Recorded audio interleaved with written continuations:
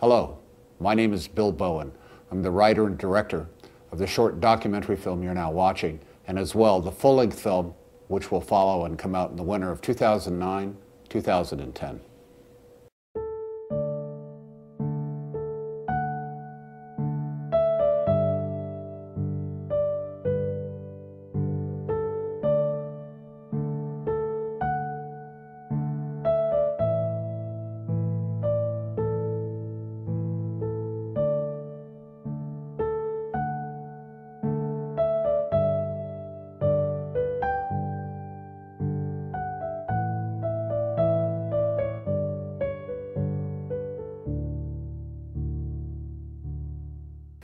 This is Tasha Cran.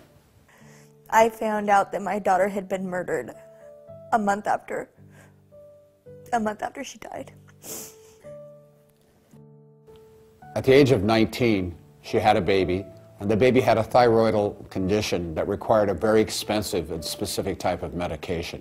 Tasha left Washington State because of an abusive relationship she was in, and she traveled to Oregon in order to try to obtain medical insurance for her child so that she could get that vitally needed medicine. Instead, the state of Oregon, CPS, charged her with medical neglect when she asked for that help and took her child from her. Tasha was told that her daughter would be placed either with the foster parents, who Tasha knew loved the little girl and would take care of her, or with her aunt in Washington State, who had a licensed medical foster home. And Tasha was quite comfortable with that. Instead, unbeknownst to her, the little girl was sent to live with an aunt and uncle of the abusive father in Mexico. I was born and raised in the United States. My daughter was born here in Hillsboro, Oregon at Tuolumne Valley Hospital. I honestly didn't think it was possible for them to deport a U.S. citizen. The original story was that my daughter had died of asthma.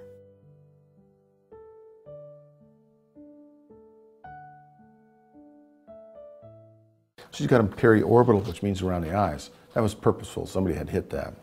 A child to get bruises around the kidneys, somebody had to hit her. On the abdomen, somebody had to hit her. Lacerations to the kidneys, somebody had to hit her. Violent force trauma. It shows no self-defensive wounds, which means, you know, the girl has been used to this for a while, so she just allowed it to occur because it was her fault, she would think.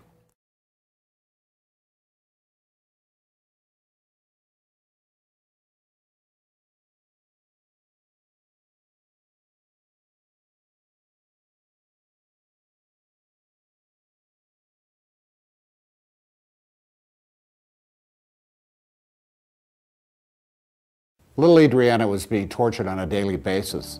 She was coming to school with cuts and bruises. When she was asked, where did you get the cuts and bruises? She told the teachers that the mosquito had done it.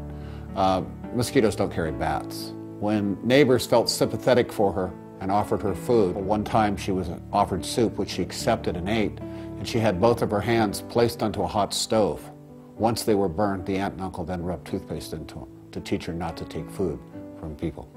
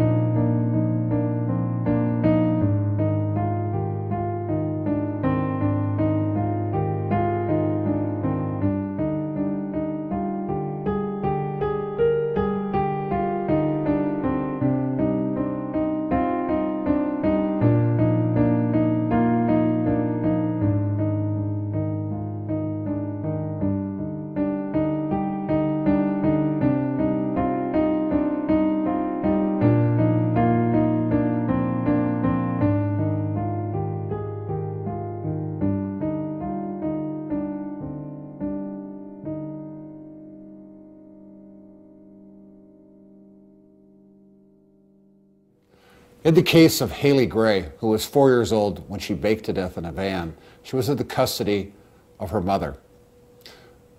The ex-husband sued CPS, and the court and the jury ultimately found that CPS was 51% responsible for the death of little Haley, and that the mother was 49% responsible.